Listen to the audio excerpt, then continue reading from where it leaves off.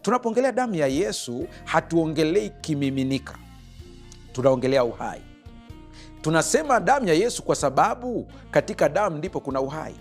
Yesu alilipa deni kwa kutoa uhai wake mwenyewe ili sisi tuweze kuokolewa. Alitendewa kile ambacho sisi tungetendewa ili sisi tutendewe kile ambacho Yesu angetendewa. Ina maana ya kwamba amechukua nafasi yetu ili sisi tuchukue nafasi yake. Sisi ni watoto wa Mungu kwa kuwa ameturudisha katika nafasi tulioipoteza. Tunashinda kwa neno la ushuhuda kwa kuwa neno lina nguvu.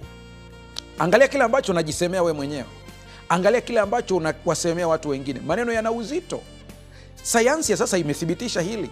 Zamani tulikuwa tukisoma maneno tunaona kama ni lugha ya mafumbo au ya mashairi, lakini sayansi imethibitisha. Biblia inasema kila mmoja atatoa hesabu ya maneno yake aliyoyasema.